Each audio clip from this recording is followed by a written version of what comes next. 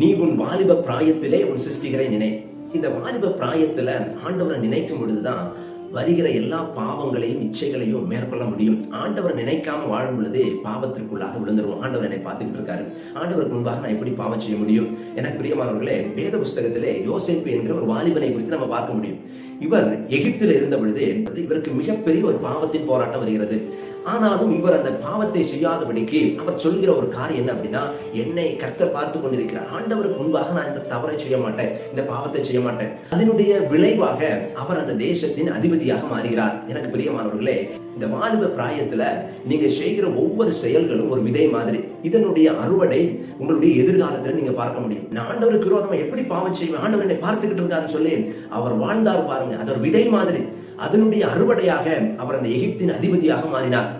யோசேப்பின் மூலமாக தன்னுடைய குடும்பங்கள் எல்லாம் பாதுகாக்கப்பட்டது.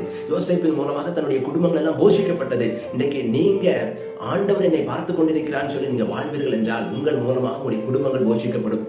நீங்க செய்கிற ஒவ்வொரு செயல்களுக்கான அறுவடைய எதிர்காலத்துல பார்க்க முடியும். அதனாலதான் இந்த வாலிப பிராயத்துல நம்ம ஆண்டவரோடு நடக்கணும். நம்முடைய வாலிப பிராயத்தை ஆண்டவருக்கு ஒப்பு கொடுக்கணும். ஆண்டவர் என்னை பார்த்துக்கிட்டு இருக்காருன்னு சொல்லி நம்முடைய வாழ்க்கையை ஒப்பு கொடுத்து கர்த்தருடைய வார்த்தையின் பிரகாரமாக நம்ம வாழும் பொழுது உங்களுடைய எதிர்காலம் மிகவும் ஆசீர்வதிக்கப்பட்டதா இருக்கும். நீங்க எதிர்பார்க்காத அளவு தேவன் உங்களை உயர்த்துவார். ஒரே ஒரு காரியத்தை செய்யுங்க.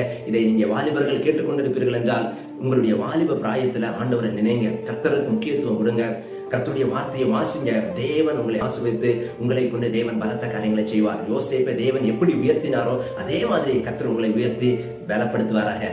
Have a nice day. God bless you.